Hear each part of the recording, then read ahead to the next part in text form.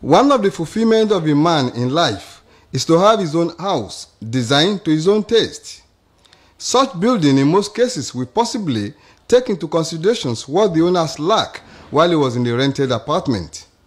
In an attempt to satisfy one's desire and sometimes to copy somebody's architectural design elsewhere, one may be tempted to erect a structure that may not be too easy to maintain when the owner gets to old age. A good number of structures are within Ibadan metropolis. Today, that the supposed landlord merely occupy a single room out of about 7 or 8 rooms apartments, or practically move to the guest room of a duplex building. This is the private residence of Pa Joseph Oladele. It was constructed about 23 years ago with 5 bedrooms and 3 large sitting rooms. It was big enough to accommodate about 8 members of the family. But today, Pa Joseph Oladele alone and his wife are occupying the entire structure. The situations are changing these days. If you look at the European architectural something, even if they have a duplex, it wouldn't be more than 2 bedrooms because husband and wife used to share a bedroom. So I think that is how it should be. A bedroom should be enough, the one that could be maintained. And when building these days, it is better that the house is small and you have larger space outside. If you like, plant trees that will yield fruits for you. But for big houses, they are useless. Similarly, Mrs. Adepeju Eson and her husband had their 8-bedroom apartment 20 years ago.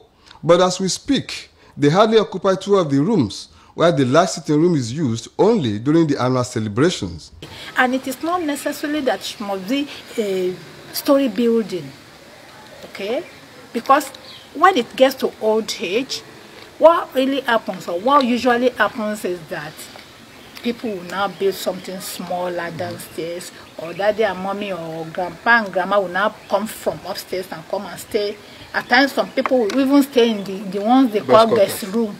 The idea of erecting a building structure for one's children is old-fashioned, as none of the children of today will be willing to stay in a house designed over 20 years ago.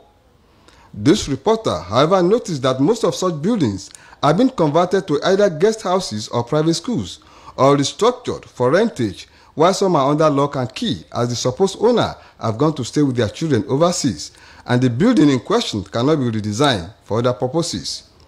A structural engineer, Adekami Adewale, admonished other potential house owners to always look into the future and construct modest buildings that will be easier to manage later in life. You want to design a building, and you want to have a building shelter, comfortable shelter, that you will be able to maintain their old age, not a place for rats and rodents and reptiles because the places and the spaces are not utilized. That don't be like the Joneses.